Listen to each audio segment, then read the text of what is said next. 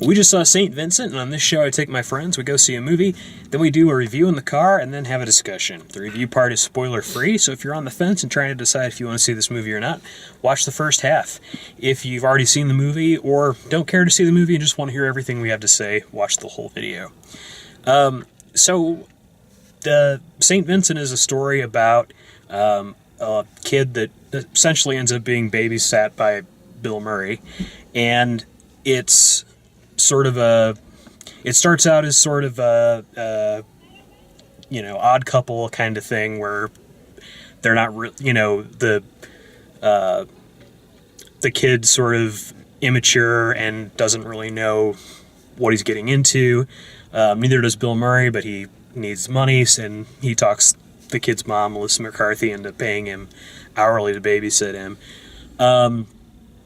And they get up to the type of shenanigans you could expect from that kind of a movie, but it goes a lot further beyond that. There's a lot more heart to the movie than I think I expected. And really after the first act, that part of it, that phase of it's kind of over. And it moves into other things. So what I would say about this is that there's a lot of laughs in the first act, and it kind of slows down from there, but that's not necessarily a bad thing. It's just they kind of give you a way into the characters, and then they really kind of develop a lot more over the next, the last hour of the movie. But I really thoroughly enjoyed it, and I was really happy with how balanced everything was. That nobody was doing an over the top crazy performance. Bill Murray wasn't needlessly crude, to be the grumpy old man. He was just kind of playing this guy that had a little bit of an accent to him, and a little something different from him. And Melissa McCarthy was very subdued. Naomi Watts was almost unrecognizable as this Russian prostitute that Bill Murray's with. And her character was actually really well done and well balanced. Like there was nothing that stuck out like a sore thumb, or that was like a hammy kind of showy performance at all. Chris O'Dowd was also solid in the movie, even though he's not a very big part of it.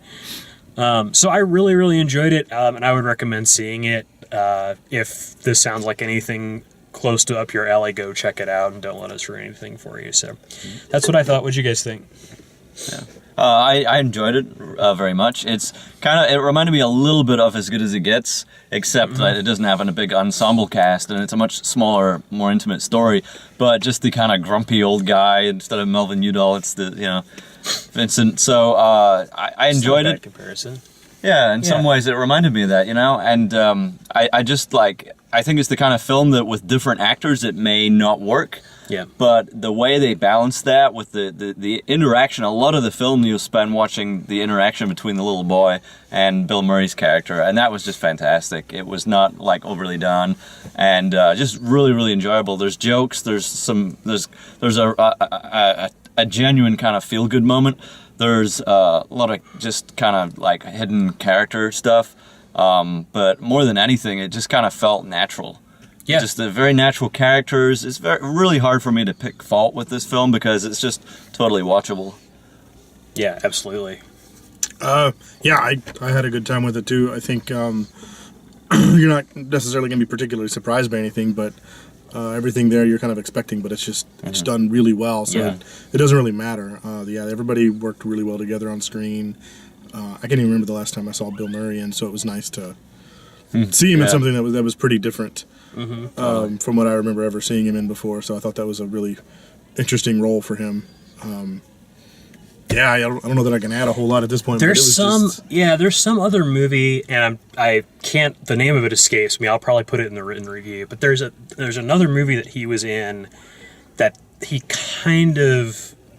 I've kind of seen him do this a little bit before, but not to this extent. Not quite this humbled and broken down. And this movie came out probably 10 or 15 years ago, the one I'm thinking okay. I was thinking of Broken Flowers.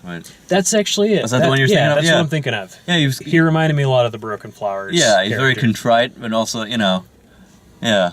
He's Or- just like snarky Bill Murray, but also kind of vulnerable Bill Murray. Yeah. So anyway, that's the unspoilered version. Please go watch it. Don't let us spoil anything. As far as getting into further discussion on the movie, so I really liked a lot of aspects of the movie. I talked about the balance of how the characters were directed. I think your point about them feeling realistic is very accurate. I mean, they didn't feel like, screen characters. They felt like real people. Yeah.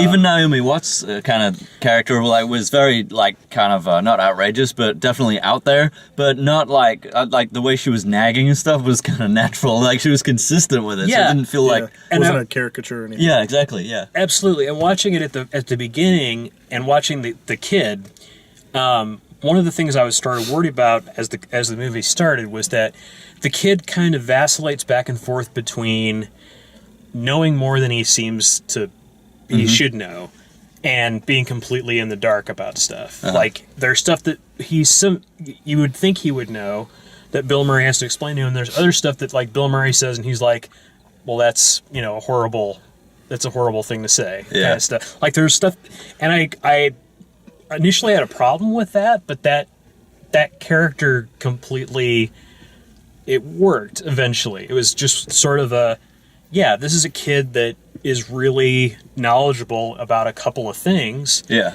And he's smart. Not so much. It was much like an actual kid. Right. But he's got a lot to learn about, street smarts and Yeah. he doesn't know what a lady of the night is, but Someone who works at night. somebody who works at night. Yeah. So all that stuff I thought was really great. The subplot with his wife was really nice. I really liked the way that Especially was handled. since from the outset you just assume he's this caricature of like this grumpy, selfish guy that doesn't think about anyone. Single his whole life. Yep, but it's nothing like that. He was 40 years they were together, kind of thing, and then she got and she's been in the amnesia. home for 8 years. Yeah. Yeah. And he's been doing her laundry every week for 8 years while Comes in, pretending she to doesn't be a even doctor. recognize him. Yeah. Yeah, that immediately added so much depth. Like just with that one little, and they only had 2 scenes with her, Right. And just between the two of them, it added. But it put in a so lot of much. context that filled in a lot of gaps for. Definitely. Yeah. It was really well done. And then, he has a stroke and they sort of kind of help him back up. Which from at that. one point I thought, if they just written that in as kind of like a. It seemed like something that was just going to be artificially written in so they could have that moment and then boom, he'd be better, much unlike a stroke. But no, they kind of played that all the way through. It was like there was real consequences to that.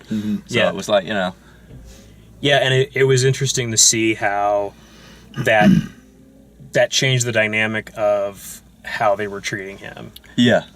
Like they sort of took care of him for Yeah, quite it was a while. cool because, it seems like he's on his own. Like, he's so much, and yet, there was people to catch him when he fell, which was cool, Well, and at the end, it's so great because they help him out and he gets back from the stroke and he's at home and he has another argument with Melissa McCarthy and he's out of their life again. Yeah. And then Naomi Watts drags him to the Assembly. The kid doing his... assembly. Yeah.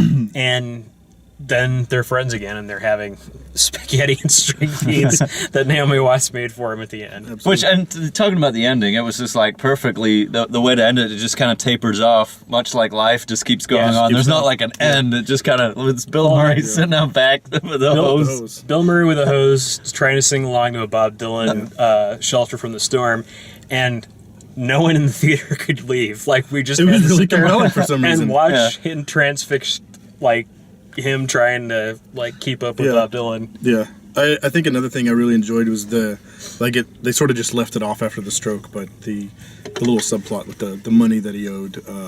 Oh, yeah, What's his face? Terrence Howard. Terrence Howard. There was this whole part, especially through most of the Act 2, where I was in my head, I'm thinking, okay, what's going to be the Hollywood contrivance that gets him out of this? And there is none. It just, Yeah. he has that stroke and they run off, and they don't come back in the movie, which is a little weird. But I also like that it wasn't just some weird manna from heaven thing. Something worked out magically and all of his debts were paid or whatever. I like that. Nothing really happened. I think it was more of a I think at that moment when he stroked out or passed out or whatever. That was worse than what they would have done. Terrence to him. Howard was like, I'm just cutting my he's, losses. he's done. Well, Yeah. he kind of went like that or something. Like he's maybe a bit a religious thing. Well, I mean, it was just like, even if he survives this and he gets through the stroke and he comes out the other end, like, What are you gonna do? what's this guy Yeah. ever gonna, have? Well, fun I kind of again? justified it in my mind in that he's got people he answers to as well, and if they found out he went to hospital, they would have just connected that and thought that he did his job. Yeah, that's true.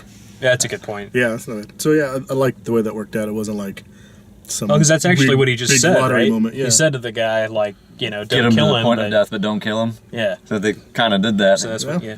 Yeah. The easy way. Yeah. So anyway, it's a good movie, St. Vincent. If you like the way we do these reviews, please like the video, subscribe, and check out the written and video reviews at dalemaxfield.com. Thanks for watching.